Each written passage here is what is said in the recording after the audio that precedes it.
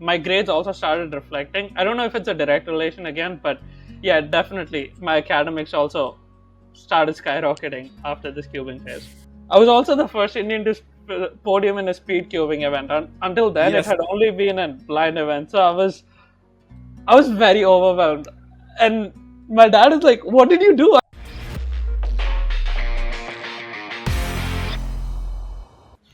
Hi guys, welcome to season 2 of Twisting with Cubers, and today I have Aniket Das with us. Aniket, thank you so much for being on the show. My pleasure. So let's jump right in, and I want to start with how did you started cubing? So I started in 8th grade. It turned out to be like this trend in school where everyone had a Rubik's Cube in their hand and it was the cool thing to do. And I was, I didn't have, I was kind of the guy who just sat there. I didn't have a lot of friends. I wasn't popular, and this Rubik's Cube thingy intrigued me a lot. So I just approached someone and they said some mean stuff to me. But anyway, I got my mom to buy me some cubes and I learned how to do it online. And because we had that competitive thing in class where people were like, they were having these unofficial competitions, and I am naturally like a competitive person when it comes to anything apart from studies. So yeah, I was I it was like it served as a motivation because I always also wanted to show my class that yeah, I can be really good at anything and I'm going to kick all of your asses in Rubik's Cube. So that is how it started. And did it, after you started cubing, did it help you in your studies also? It definitely raised my confidence a lot, and I started believing that I can actually be really good at something, and if I can put my effort and be good at this, I can easily like transition it to other things.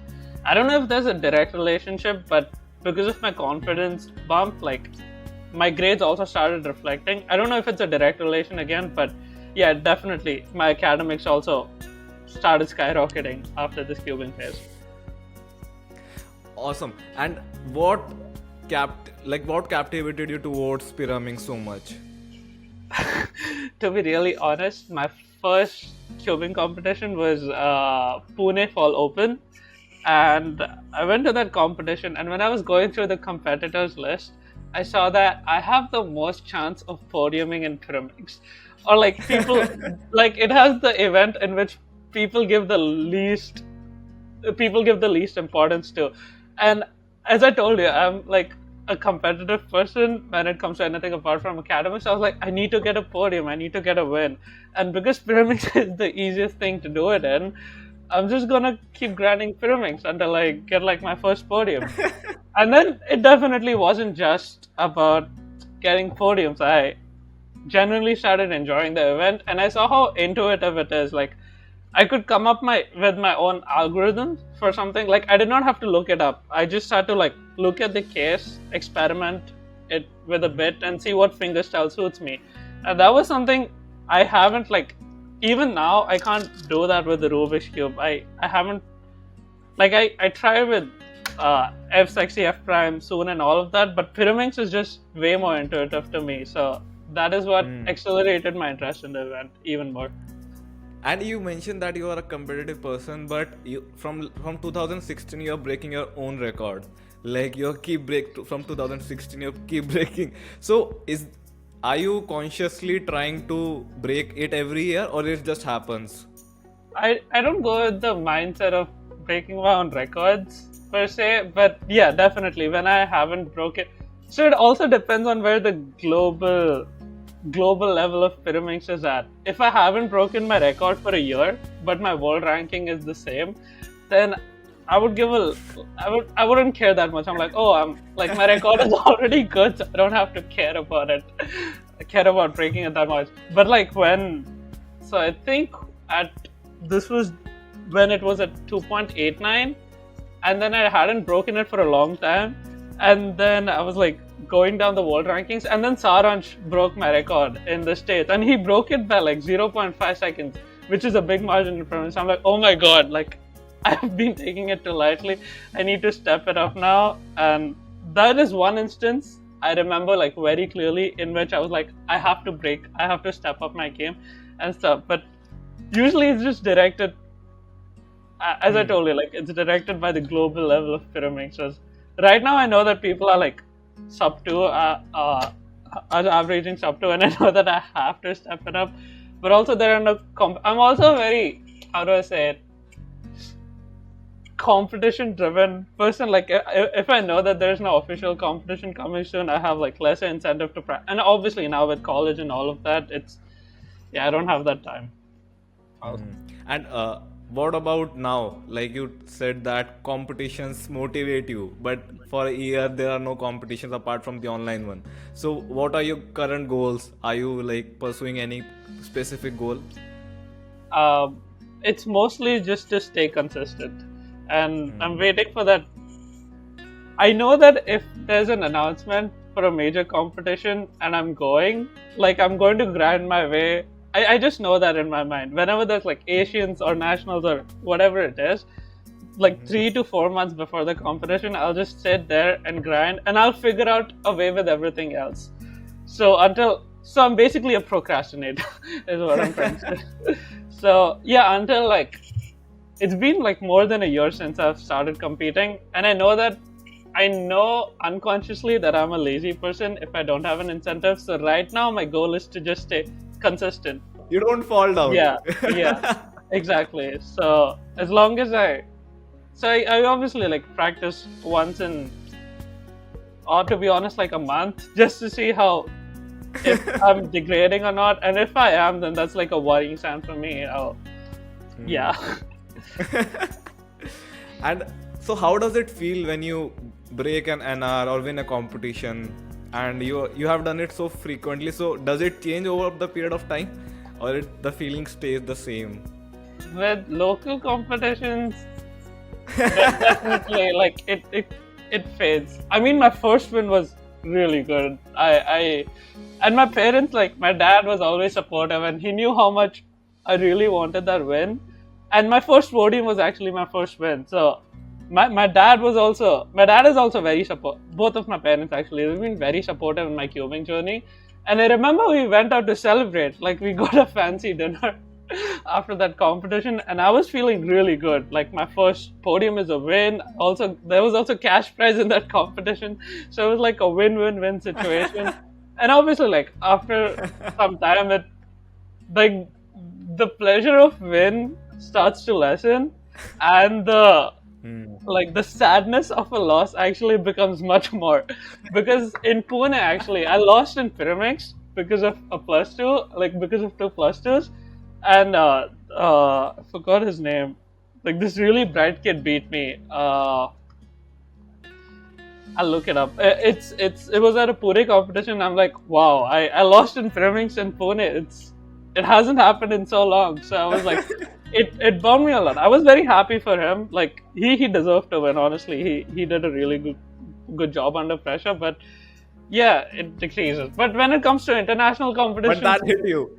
Yeah, it definitely hit me. I'm like, oh no, I broke my record. I hadn't lost in India for like, I don't know, 3 years or something, and my first loss comes like this.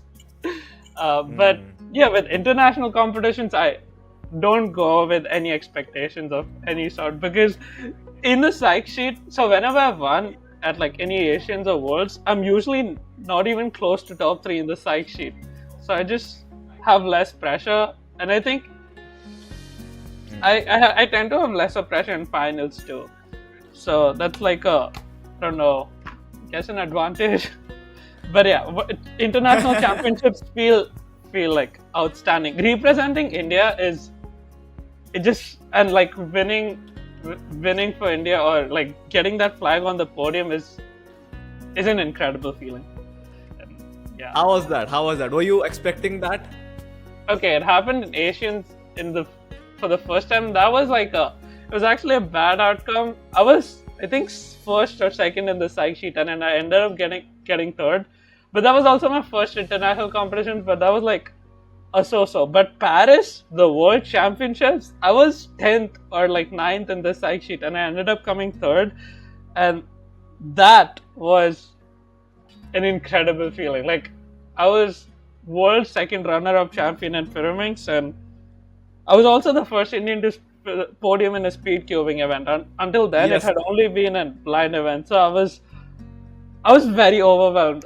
And my dad is like, "What did you do, Aniket?" I'm like, "What did I do? I don't know." Did I podium? Yes, I podiumed. Oh my god! Like, it was, yeah, just as I said, it was very overwhelming, and it took me some time to like process it, to be honest. But it was, yeah, How was the incredible. celebration? We all of us went out for dinner, like How was the post celebration with your family? the whole team. My dad, after like a one that night, I think I came into the room after a shower, and my dad had my whole family on a conference call. I was like, "Look at our celebrity. He's just coming," and like, "Oh my god." And we all, obviously, like all of us, me, Shivam, the whole Indian team went out for dinner, and yeah, it was a really nice feeling, and definitely it feels the best when it's not expected. And I think it's somewhat correlated, as you said. You feel less pressure to perform better and better and better, so you can perform better. Definitely. Actually, in every And how does it world, feel to me? Yeah. sorry, you can go ahead. I was saying that in every world in which I tend to perform better because I have less No, no. expectations. And every Asians, like in the Yeah. first Asians, I was like supposed to be second or first, and I ended up coming third. And in the next Asians, I think I was like first in the psych sheet, and I ended up getting a +2, and I basically lost the win. So yeah, what you said makes sense. And what about, how does it feel to meet the best cubers in the world, like Felix and other cubers? So how does it feel? Like Felix, especially, it was just, he's so humble. Like, you don't know he's Felix Zemdex, right? He's everyone's idol, or like he was everyone's idol at some point. But he's so humble and so welcoming, and when you go talk to him, he just treats you like a friend. He's like, he actually continues the topic, because usually people go to him like they just expect him to not have time, and they go like, "Hey Felix, can I get an autograph or a picture?" And then they usually go. But Felix is the one who actually continues. They're like, "Oh, where are you from? Which country? Oh, I've been there. Like, how are you doing? How are you finding Paris? Which event do you do?"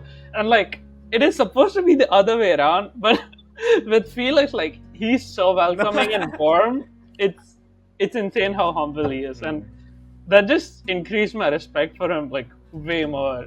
And the other thing with Felix is he's always happy for the person who beats him, even in 3x3, which is like, I'm definitely sure that's not easy for him to do. But yeah, and with other, like, I'm not a very social cuber, so it's hard for me to like approach people especially at international competitions. I usually just stay by myself, but competing with them is really fun. Like, when you see you've beaten a YouTuber you've been following, like in any round, like let it be second round or first round in which nobody cares, but that feels really good. I'm like, oh, I beat DG Cubes in the first round, and I've been like, he was faster than me when I started watching his YouTube. And yeah, it's really, it's fun. And like, for the social interaction part, I think I like don't use full advantage of it because I'm not that social. But yeah, But probably you can use in the next competition. Now you know. let's hope. Awesome. Now I want to talk about what are you doing currently, which college you are in, and how's life going on right now. Yeah, so after my 12th, I did 12th in 11th and 12th in CBSE, like normal CBSE, and then I entered this university called Minerva Schools at KGI. It's a very new university, and they're basically trying to like revolutionize education for the 21st century. So we do a lot of things different. First, we have no like traditional lecture halls. All of our classes are online, and they also use flipped classroom. Instead of like learning at lectures, you actually get the material beforehand and you only discuss in classrooms. So they do a lot of things differently, and they also like were like kind enough to give me a full scholarship to attend. And yeah, it also involves a lot of traveling. So every semester, it's an American university, and you end up getting an American degree. But every semester, you kind of go to a new place with COVID, that's not really the case anymore. But yeah, when I got into Minerva and I was also like doing really well in cubing, I thought this is a really good opportunity for me to like go travel and compete in competitions all across the world. And right now, my South Korea semester is going on, but because of COVID, I also couldn't get the visa, so I'm stuck at home and I'm taking classes remotely. COVID changed a lot of things for everyone, right? have you have you attended the online competition by Cubelelo? I did attend, I attended two like last year. I know there are a lot of ongoing ones right now, but I've just like it's my final week of university, so I've just a lot of assignments and internship applications going. So I haven't been able to participate recently. How was the experience of the one you attended? Yeah, it was really good. Like I broke my national record in like both, I mean unofficial, it's not official, but I broke my national record at that time in both of them. So it felt really good to know that I still have it in me, even though I have like not participated in 3 months, and Your knowing laziness me has not come in exactly. between. My laziness has yet not like degraded my performance. And yeah, it was like very new, so it was fun to like experiment setting up cameras, which angle works the best, or what like I don't know how to warm up before, stuff like that. And you're like it's a different environment altogether. You don't have the audience, so you can like experiment with a lot of stuff like what table, what angle, and yeah, it was a good experience overall. Awesome. Now I have some rapid fire questions for you. Let's go. Ready? Best When you- competition. Paris Worlds. Best moment in cubing so far. Podium and Paris Worlds. I think I could have answered these questions. if not Pyraminx, then which event? Cube. That's the least event. Like it's the event I suck at least. I suck least in after Pyraminx. Who do you think can get NR In Pyraminx apart from you? Naren. Awesome. And favorite Pyraminx, like the model and the brand. Bell version 2. Now, the second round. This is not rapid fire, but the social media questions. Okay. Abhijit asked how to improve in Master Pyraminx. Abhijit is better than me at Master Pyraminx, so this was probably for him to make me feel bad about not doing Master Pyraminx. I think Abhijit is a learner, so he just wants to learn and grow better and get better. That's one way of seeing it. I have seen a different side of Abhijit after like living with him for like a lot of the competitions and stuff. But yeah, I'm sorry. If you want tips, you should ask Abhijit. Which loops do you use? For Pyraminx, I use weight 3 and sometimes weight 4. I like my cubes too. Like I want them to be controllable. For like normal Rubik's cubes, I go with velocity. And how to learn advanced method in cubing easily? Like basically I'll rephrase that for you. What is your learning process towards learning a new like cube or a new method or a new event? So what is your learning process? If it's a new cube or new event, I just go on YouTube and look up the first YouTube tutorial or like which one has the highest reviews. And after like solving the cube for a while, if I feel like I want to get better at it, then I'll search for advanced. I'll just search for the same thing with advanced in front. With Pyraminx, I learned it in a very intuitive way. Like, but that also took a lot of time. So I'm not sure if it's the fastest way per se. If I had to give my personal opinion on like the fastest way, I would say with V first, learn all of the LB lines and learn some of the. So learn like V first, and then learn the algs for. I forgot what the method is called. But yeah, you can like learn the algorithms and intuitively. I don't know the method because I never like looked at the algs, but Because mostly yeah, I've done it intuitively and looked up the things right. that is not working for you. And yeah, like another tip is that there are like a lot of algorithms to solve the same case, and Pyraminx is like one which relies heavily on finger tricks. So if you're uncomfortable with an algorithm, like do some more research or like figure out around. I'm sure like it might be more move counts, but like because it is more adapted to your fingerprint, like it will be the better case overall. Yeah, that's one tip I would give. Awesome. And what do you think is the role of Cubelelo in the whole cubing community? After Cubelelo, like firstly buying cubes and with the lubricants they provide and all of that, um they're doing a lot, like a significant lot in advancing firstly access to cubes. They get like cubes really quick, giving us access to like lubricants and all of that at affordable rate, and they're supporting us like Speedcubers who are doing well. So that's so much more. Like 5 or 6 years ago, no one would expect like to like people would just consider cubing like a side hobby or at most. But now, like after all this Cubelelo sponsorships and stuff, like people are like, I can do it seriously, and I can get support along the way. It's just not, I don't have to do it standalone. And people, like if I'm doing well, I can get people to recognize it and support me along the way. So for sure, like giving us access to cubes, giving lubricants, sponsoring competitions, like organizing competitions, like because that is also, like I said, a major, especially to people like me. If we don't have competitions, people just won't practice and people won't get better. So like all of this together is just advancing, like accelerating the cubing growth in India. So yeah, major respect to Cubelelo for that. Awesome. And my final question: where do you see cubing in the next 5 years, and where do you see yourself in that picture? Definitely more mainstream than it is, and definitely will have more recognition worldwide.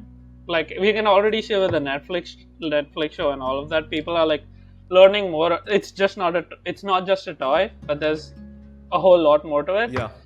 And I obviously want to say, oh, cubing will be in the Olympics and stuff, but yeah, it will definitely like be more mainstream, have more recognition, and competitions will definitely have more incentives to competitors. Like there'll be more sponsorships for people to travel to world championships, because a lot of people with like financial difficulties can't, and that like brings down the whole point of world championships, like competing against the best.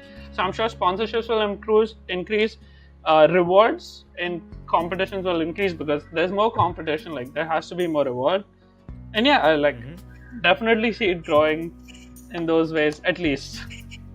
And where do you see yourself in that picture? I would want to stay competitive, and like as long as I feel like I have some big competition to look forward to. And it's not just about the competition, right? It's like a really good community to be in. And I made like some of my really good friends from the cubing community, and going there, socializing, talking to them, just not about cubing stuff, but like just about life as well. And it's a very welcoming community. Yeah, and representing India, like no matter if you win or not, is feels really good, and I would want to continue doing that. And I feel like as long as I have that one big competition to motivate me, I think I'll be relevant. I want to think I'll be relevant. So thank you so much, Aniket. It was so amazing, and it was a proud moment that you mentioned. Your favorite moment was a really proud moment for the whole country and the whole community. So thank you so much for your time, and thank you so much for giving India and taking India to that level. Thank you for having me. I had a great time.